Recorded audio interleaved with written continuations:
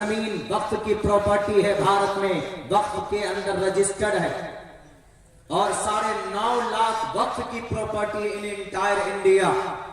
पूरी दुनिया के अंदर इतना बड़ा बोर्ड नहीं है जो मुसलमानों की, भारत के अंदर मुस्लिम वक्फ बोर्ड है।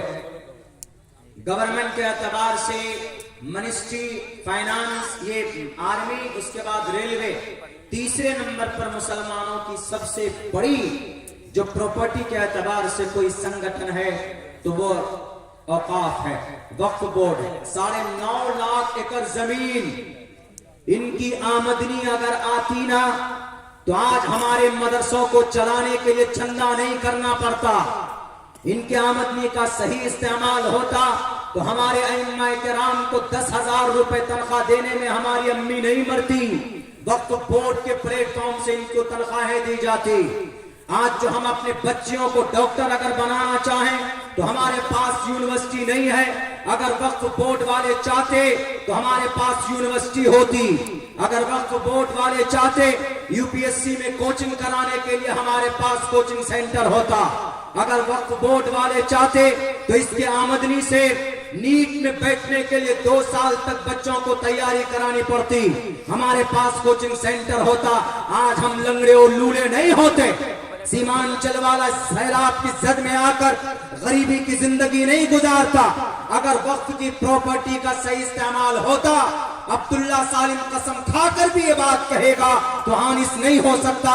भारत के एक मुसलमानों को 1-1 लाख रुपए महीने के अंदर इनकम दिया जा सकता था अगर वक्त की प्रॉपर्टी का, उसके इनकम का सही इस्तेमाल होता तो। लेकिन नहीं, लूटा किसने?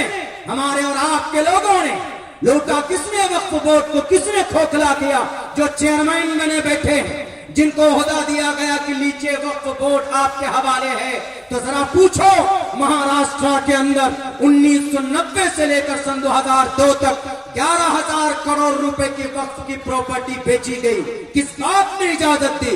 वक्फ की प्रॉपर्टी को बेचना जायज नहीं, न मुतवल्ली के लिए जायज था, न चेयरमैन के लिए जायज था, न किसी सदर के लिए जायज था। लेकिन फिर भी शरीयत को बाला ताक रखकर उन जमीनों को बेचा। इसीलिए अल्लाह तबारक व तआला ने मिस्टर मोदी को मुसल्लत किया कि बहुत खाया, बहुत करप्शन किया, बहुत लूटा, अब लो कानून बनेगा। इसीलिए अब भी वक्त है, ये बिल रोका जा सकता है। कहां पर? राज्यसभा में रोका जा सकता है। बाकी हमारे उलमा जो मेहनत कर रहे हैं, हमारी तंजीमें, काबिल तारीफ है, अल्लाह इनकी मेहनत को कामयाब करे। लेकिन this is very simple to step that bill, that ordinance, बहुत आसान है। राज्यसभा में मिस्टर राहुल गांधी की अक्सरियत है, राज्यसभा में 142-45 मेंबर है और मिस्टर मोदी की 102। तो राज्यसभा में ये चाहें, जिनको हम सेक्युलर मानते हैं, अगर ये खड़े हो जाएंगे कि नहीं ये मुसलमानों के ताल्लुक से है, मुसलमानों का पर्सनल मैटर है, हम इसको कभी पास नहीं हो देंगे, तो ये वक्फ के ऊपर ये बिल आ नहीं सकता, पास नहीं हो सकता। बैरकत ज़िम्नन बात आई, हमारा अमल गंदा होता है, वरना हमारा कुरान अल्हम्दुलिल्लाह उसी आन बान शान के साथ महफूज है। हमें एक बात बताई गई, बानियान मदरसा यहाँ पर मौजूद हैं और असातिज़ाए मदरसा यहाँ पर भी मौजूद हैं। इस कुरान में अल्लाह ने बड़ी बड़ी बीमारियों का इलाज बताया है, बड़ी बड़ी बीमारियों का। अभी हमसे कहा गया कि हमारे गांव में जिना के बहुत वारदात होते, हमारे नौजवान बच्चे जिना करते, तो कैसे बचे जिना से? हमारा कुरान उसका रास्ता बताता, हमारी शरीयत अल्लाह के नबी अलैहिस्सलाम की हदीस को खोल खोल कर बयान करती। उसी ताल्लुक से एक मंत्र भी मैंने पढ़ा, यथा वायुं समाश्रिते सर्व जीवंते जंतव तथा ग्रस्तामा वर्तते इतारा शरा, मनुस्मृति का मंत्र है। तफसील इसकी क्या है, हदीस पेश करता हूं, तफसील आपको समझ में आ जाए। अल्लाह के नबी फरमाते हैं, अगर जिना से कौम को, समाज को, नौजवानों को बचाना, जैसे आजकल हमारी जो नई जनरेशन, नए बच्चे हैं, ये जिना जैसी मुहलिक बीमारी की रास्ते पर चले जाते, मोबाइल नंबर एक्सचेंज करते, व्हाट्सएप के ऊपर में चैटिंग होती है, उसके बाद फिर नाजायज संबंध तक मामला जाता है, उसके बाद डुप्लीकेट डायलॉग फेंक मारते हैं, کہ ہم تمہارے سے محبت کرتے ہیں، تم ہماری زندگی ہو الٹی سیدھی باتیں کرتے ہیں، روٹ جائے تو بہلانے پھسلانے کے لیے محترمہ آپ خوش، آپ ناراض مت ہو، تم کہو تو میں چاند پر چڑھ کر تارے توڑ کر لاؤں۔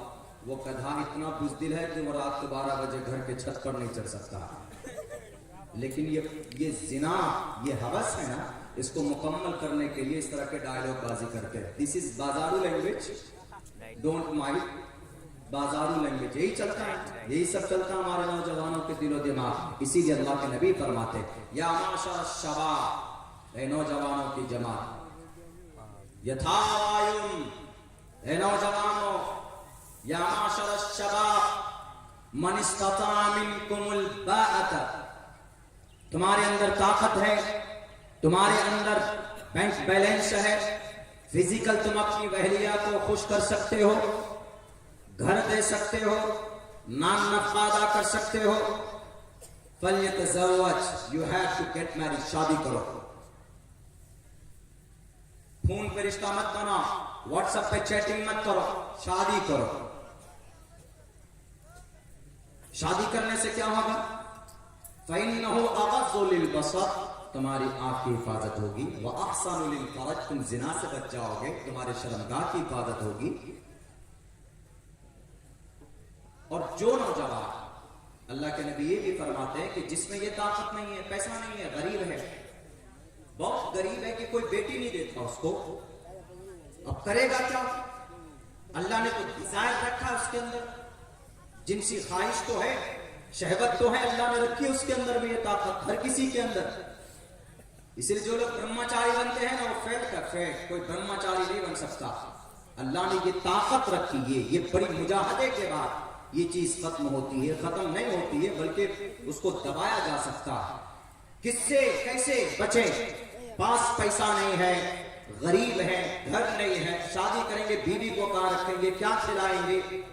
وَمَن لَّمْ يَسْتَطِعْ، جس کے پاس ہے نہیں، ہمت نہیں ہے، سکت نہیں، فَعَلَيْهِ بِالصَّوْمِ، تو روزہ رکھو۔ کیوں؟ فَإِنَّهُ لَهُ وِجَاءٌ، اس لیے کہ روزہ جو ڈیزائر ہے، جو بھوک ہے، جو سیکس ہے، فَإِنَّهُ لَهُ وِجَاءٌ، تو اس سیکس کو روزہ توڑتا ہے۔ سیکس کو کم کرنے کے لیے کوئی ٹیبلٹ نہیں ہے، سیکس کو بڑھانے کے لیے ٹیبلٹ ہے، کم کرنے کے لیے کوئی ٹیبلٹ نہیں ہے۔ پوچھو دنیا والوں سے کہ دنیا والوں ہم سیکس کو کم کرنا چاہتے ہیں، ڈاکٹر MBBS MD ڈاکٹر کوئی ٹیبلٹ بتا دو۔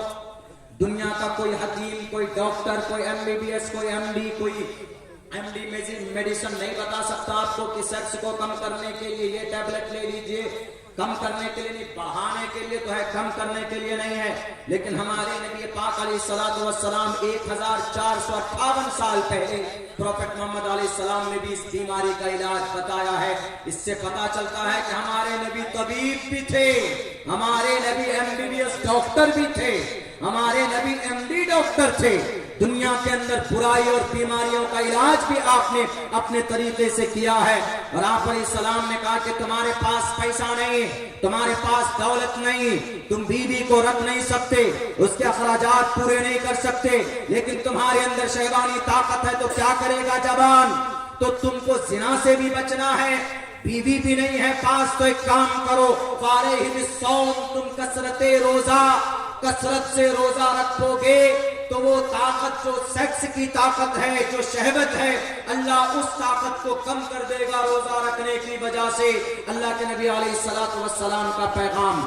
اس لیے میرے نوجوانوں، اگر آپ کے اندر زیادہ شوق ہے تو آپ کسی کی بیٹی کے اوپر اس کی عزت پر ہاتھ ڈالنے سے پہلے، اس کو موبائل کے ذریعے بہلانے پھسلانے سے پہلے، ناجائز سمبند بنانے سے پہلے، اگر آپ سماج کی کسی بچی کو پسند کرتے ہو تو جائز طریقے پر اور پھر سسٹم میں جا کر اپنے ماں باپ سے بات کرو، اس سے رشتہ کرو، نکاح کرو، تو انشاءاللہ تبارک و تعالی سماج ترقی بھی کرے گا اور پھر آپ کی زندگی کے اندر برکت بھی ہوگی۔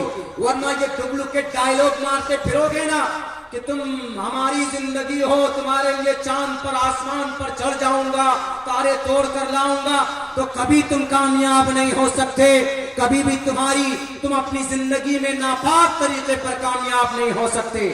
میرے ہندو بھائیوں کی کتاب میں بھی ہے، یتھا وایون समाश्रिते सर्वजीवन्ते जंतवः यथा वायुम। ए नौजवानों, शादी इस तरह जरूरी है, just as a air for necessary for the life, जैसे हवा इंसान की जिंदगी के लिए जरूरी है, ऐसे ही शादी इंसान की पवित्र जिंदगी के लिए, पवित्र पाक जिंदगी के लिए, दैट इज वेरी कंपल्सरी, उसके लिए जरूरी है। Having a happy married life in the form of wife, बीवी से ही खुशहाल जिंदगी आ सकती है, तुम्हारी गर्लफ्रेंड से नहीं। बॉयफ्रेंड गर्लफ्रेंड खत्म करो इन सब नाजायज तरीकों को, नाजायज ताल्लुकात को। नौजवानों, अल्लाह ने इसलिए नहीं जवानी दी। दिल खैराबादी साहब ने कहा था ना, अबू जहल का खात्मा करने वाला, 2 बच्चे थे, कितनी उम्र थी हमारे और आपकी तरफ, एक की उम्र 13 साल, एक की उम्र 14 साल की थी। इस उम्मत के फिरौन का खात्मा किया। अब्दुल्ला इब्न मसूद कोई बूढ़े नहीं थे, 16 साल की उम्र में तफसीर के इमाम बन गए थे। वो अब्दुल्ला इब्न मसूद, मुफस्सिरीन जहां कुरान करीम की किसी तफसीर के मामले में अटक जाए तो अब्दुल्ला इब्न मसूद की रिवायत आ जाए तो फौरन वहीं पर सबका कलम रुक जाता है। 16 साल की उम्र में तफसीर के इमाम बन गए। इमाम मालिक 16 साल की उम्र में मदीनतुल मुनव्वरा के जस्टिस ऑफ इस्लाम बन गए थे, काज़ी इस्लाम बन गए थे। इसीलिए अपनी जवानी को सही